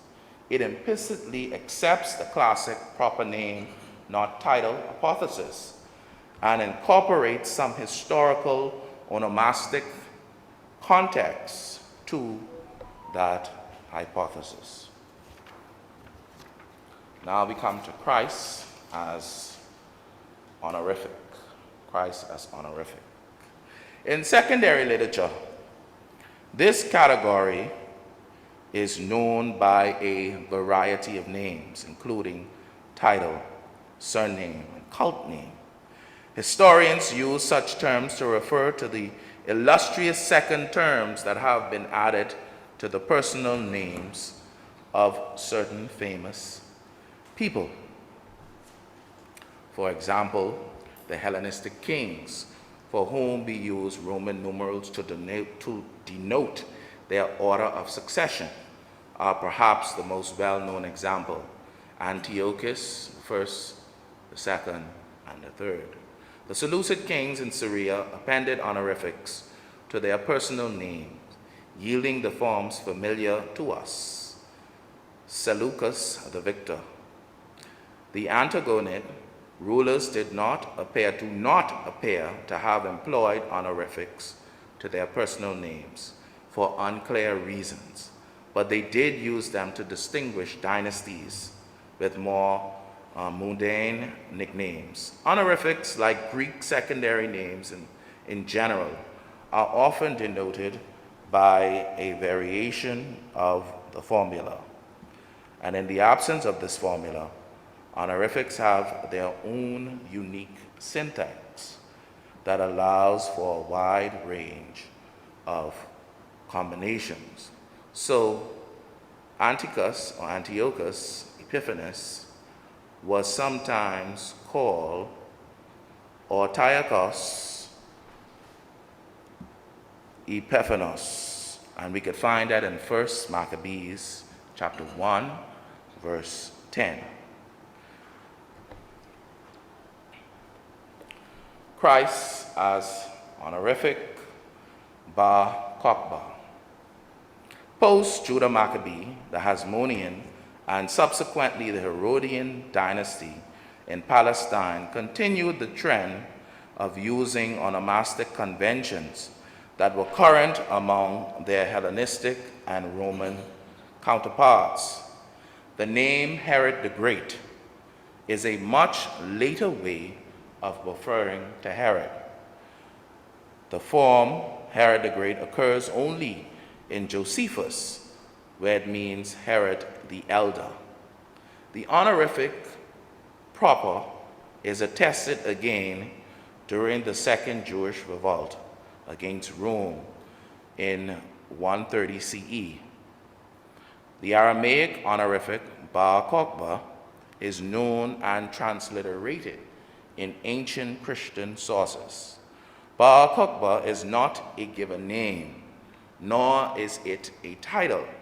His preferred title, according to coins and papyri, was Prince over Israel. Prince over Israel. In rabbinic literature, he is known by the word Messiah, or King Messiah in Aramaic. This is the King Messiah. Bar Kokhba is therefore an honorific rather than a personal name or title. It is presumed rather than given at birth. Its laudatory force is instantly apparent, but it is not contingent on the bearer, and it may substitute for the bearer's personal name. Paul's Christos in Galatians, very closely to Semitic language, parallels rather than Greek ones. It parallels with Greek names and the study of Greek names within Paul's culture, or within the culture where Paul finds himself. Klaus Berger has suggested that Paul's Christos for Jesus works on the analogy to Petros for Simon the disciple. Simon the disciple. Nearer to Paul's own time, similar honorifics are attested in the Latin nomenclature for the Roman emperor. Augustus is the first and best example, since his personal nomenclature attests to a number of significant changes in adult life. After conquering Antony and Cleopatra at Actium in 27 BCE, Octavian took the name Augustus and became, became known as Augustus. The translation of the honorific Augustus into Greek is instructive. As in most modern languages, ancient personal names were customarily transliterated across languages, and so Augustus often appears as Augustos, of course, in Greek circles or in Greek sources. By way, then, of summing it all up, Paul's usage of the term Christos is not idiosyncratic, at least not in a formal sense. While it is neither a proper name nor a place title, it is not an onomastic invention. It was not a uniquely Semitic language convention, but one shared among ancient Mediterranean cultures, and even translated from one language to another.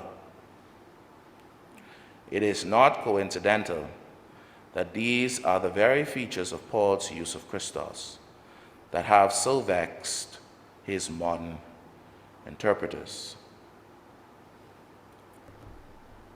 Hengel writes, "The traditional form of the name Kyrios Jesus Christos has a similar form to that of the Roman ruler or Hellenistic kings.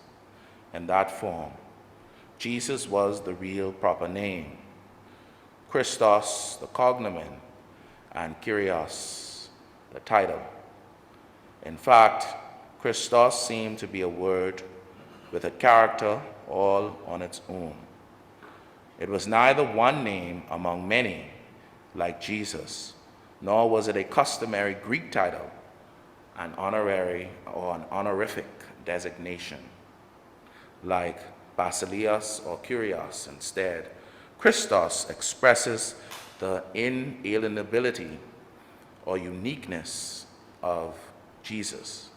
Paul's Christos in Galatians is an honorific, and it works according to the rules that govern that onomastic category.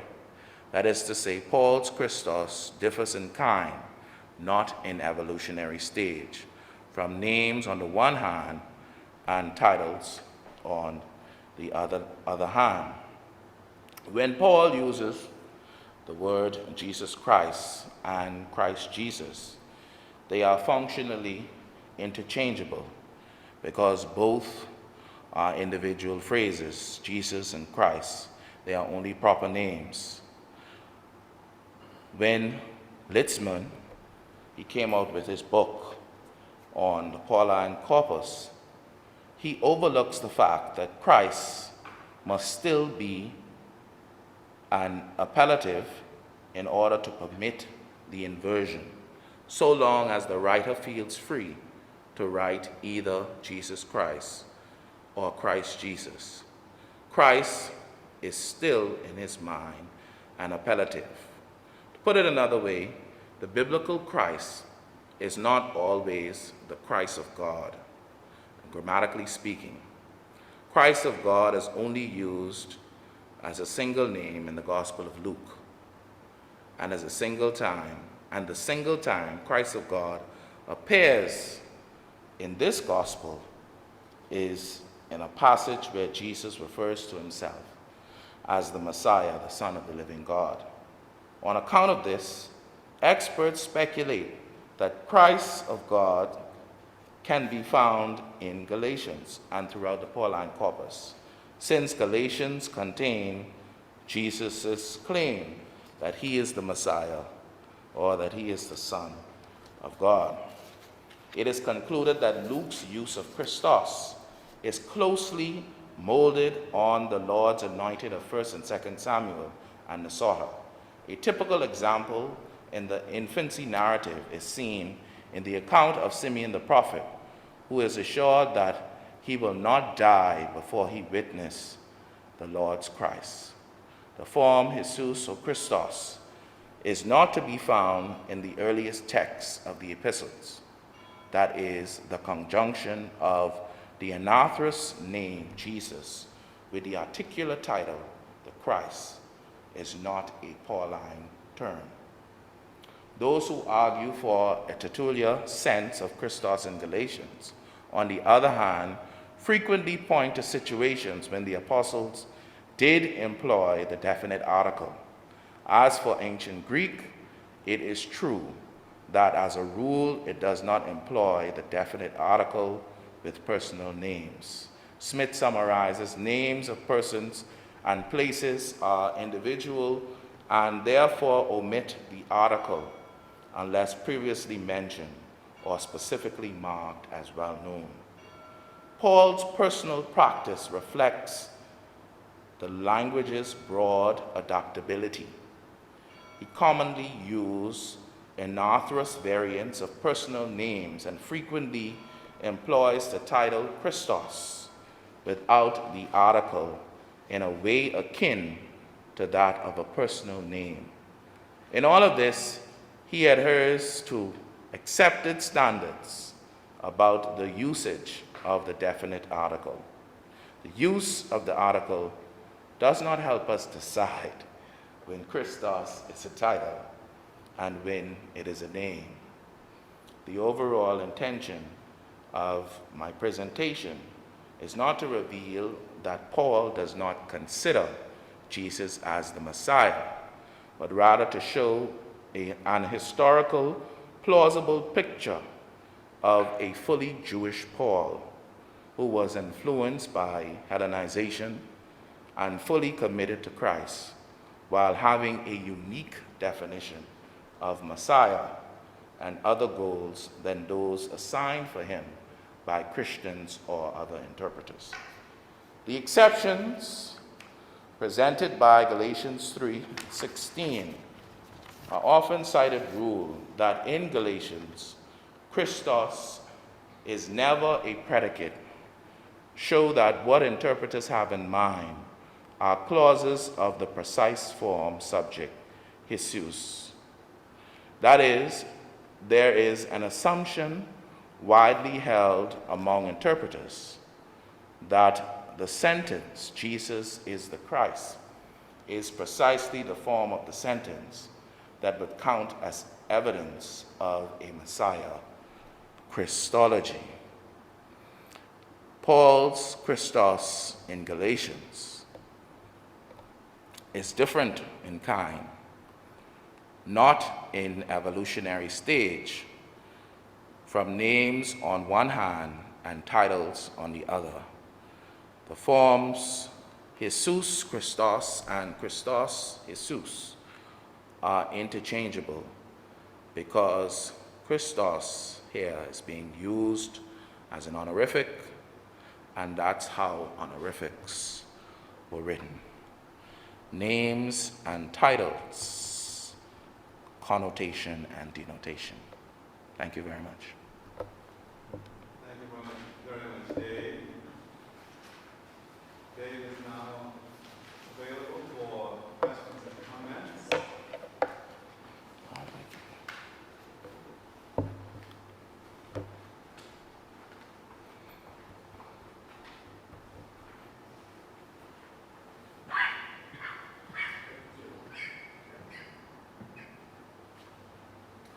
Any questions and comments today?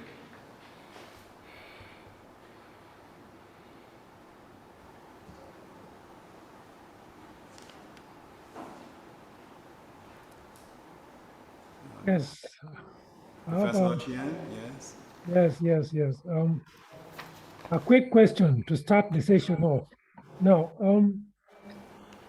I'll call you Dave, right? Dave, if that's okay with you. Dave, now, my question is, what motivated you into choosing the topic, right? And what is its significance? There you are. May I repeat the question to ensure that I Okay, hear you correctly? yes, please, okay. Or you can repeat it once again. Yeah, let me repeat it. It's two questions in one, right? Right. What motivated you, right, into choosing that topic? And secondly, what is its significance? Are we okay now? Yes, sir. Thank you very much. All right, the first part of the question, what motivated me to write on Paul's letter to the Galatians, is because my grandmother, when I was growing up, she really loved Galatians, but it was quite difficult for me to find a topic in Galatians to write on. So then I was having a conversation with Dr. Steve Black, who was the former New Testament lecturer here at the time when I was here as a student, and he suggested Christ in Galatians. And I always told him I need more than that, and I don't have sufficient books to cover that topic. And so as I began to write down my opinions, I started to look for some books that would support what I am saying, and also some books that were generally right on the topic that Dr. Steve Black gave me. And then I found some books, and now I have Messiahship in Galatians. Does that answer your question, Yes, yeah, Professor? yes, that's fine. Right. Thank you very much. Good.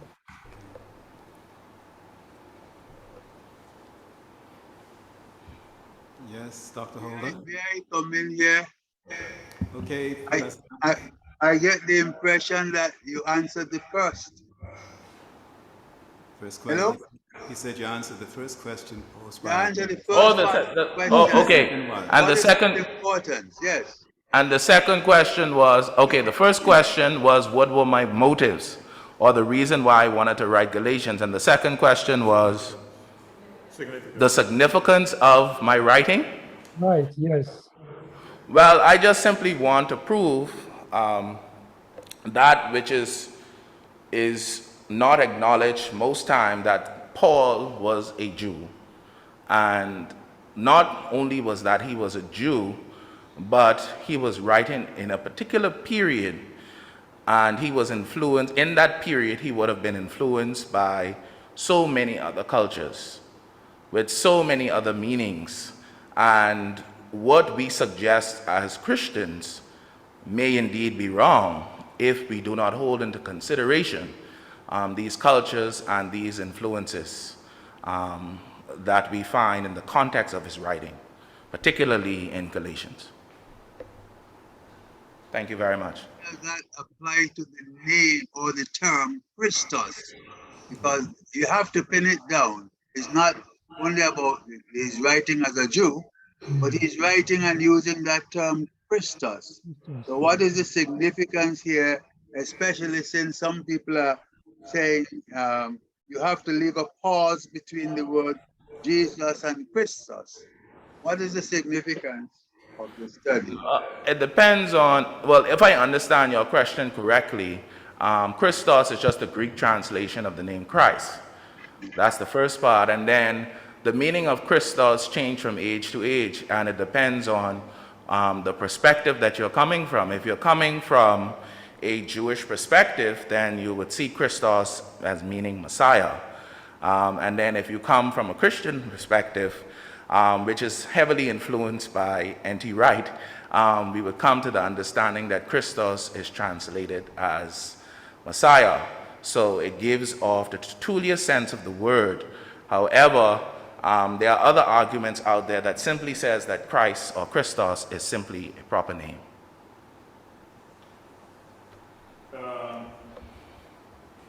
Right. Of course, in the Jewish tradition, the Messianic tradition was very strong and vibrant, even around the time of Paul. And we all know that every other person who thought they were sent by God to destroy the Romans probably thought themselves as a Messiah.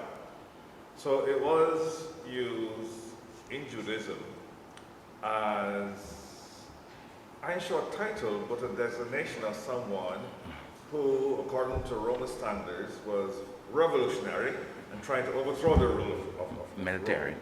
Yeah, right. They were rebels. They were revolutionaries.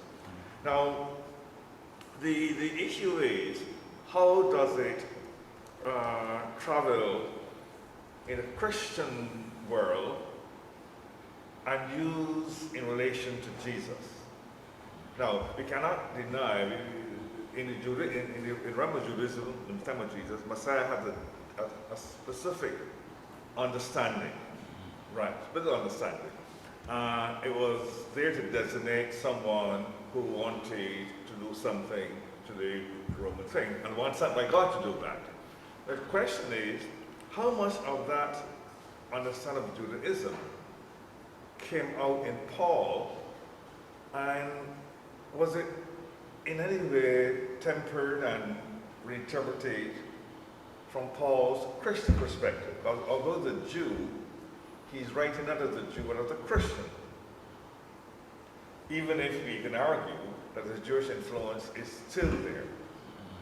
So is there, maybe the name, I accept your arguments, the use of the name and the way the names are used, but is there something there in Galatians, anything that will show that Paul is now taking this Jewish title and using it in a special way or different way in relation to his understanding of Jesus, whether it's title or horrific or whatever, nickname or whatever. Which will mean it is more he using the name, which has Jewish antecedents, than what the name means, Right. specifically as it applies to Jesus. Right. So to sum it all up, Bishop, in my understanding of what you're asking is how much of the Jewish influence do we see coming out in Paul's letter to the Galatians, and how much of the Roman influence do we see coming out of Paul's era in his usage of Christos? And the truth of the matter is, Bishop, that's why I applied for a PhD, so I could continue to research to see how much of Jewishness that he uses for the word, and how much Romanism he used for the word. Yes, sir. Thank you very much. Thanks, Dave. Before I go, may I just make one last comment? I would suggest that you look at other names. For example, Judas Iscariot. Judas Iscariot, is that a name that identifies the man as coming from a particular place?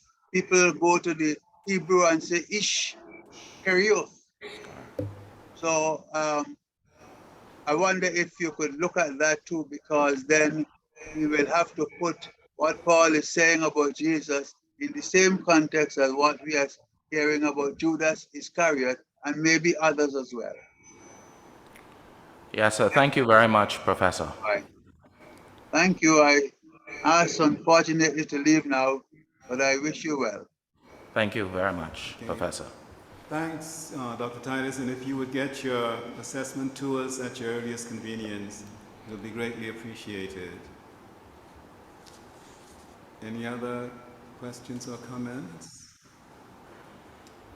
Yeah, if I may come in again, it's more Sure, of a Professor, yes. it's more of a comment now, right? Now, it is interesting, you know, this idea of the naming system varies from place to place. So, for instance, among people of my community, the Luo of Kenya, right, they don't make a distinction between names and titles. In fact, we don't have a word for title. We just have a word for name. Because amongst the Luo, the name speaks to a person. There is something about the person. So for instance, I am Ochieng. Ochieng means somebody who was born around midday. Right? So names speak to the person just as much as the so-called titles also speak to the person. So in my community, and if you are a chief, that is your name. They don't see it as a title. You are still Luo, because in my community, they don't make that distinction. So in other words, names to someone. When you hear a name, then you can get to know something about the person. Of course, in other communities, it's very different.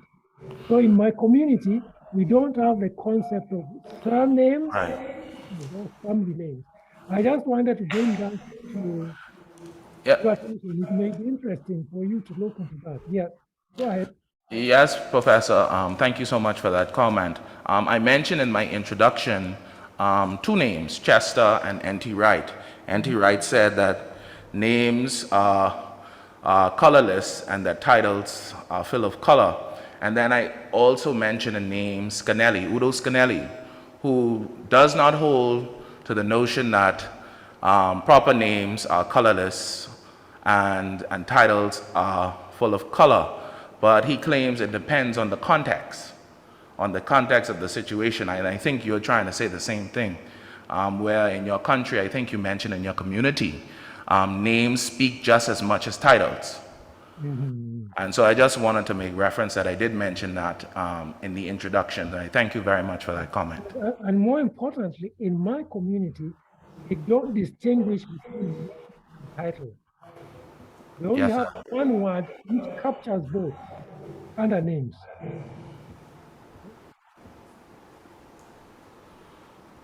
Thanks very much, Professor. Thank you, Dave. If I just wanted Yes, to- Father Lay. Just a brief, I want to thank you for the way you dealt with the topic, actually. Yeah, thanks. It's pretty enlightening for me. Thank you. But what really comes to me really, deliberately, is how Paul, a Jewish person really, how converted to Christianity, is able to look at, Jesus as Christ, and the Jewish community don't accept him as Christ, So that is one of the things that really caused me to really give some further thought to it. But I want to thank you just for really enlightening me on that. Thank you. Thank you so much, Dr. Dr. Very Lay. good treatment of it, really. I appreciate that. Thank you. Good. Is there a final word or comment?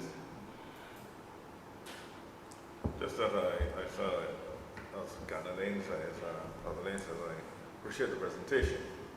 It shows you're on your way. Yes, sir. Right. So thank you for the presentation and urge you to continue the research. Yes, sir. Thank you very much. It's an interesting area. Yes. Very interesting area. Yes. Paul is a Paul is always excited. Exciting, yes, sir. Yes, sir. Good. Thanks very much, Dave. And thank you, panelists. And again, if you can get your assessment to us at your earliest convenience, it will be greatly appreciated. This presentation is also recorded. If you need a copy of it to further assist you with your assessment, just let us know and we'll send it to you.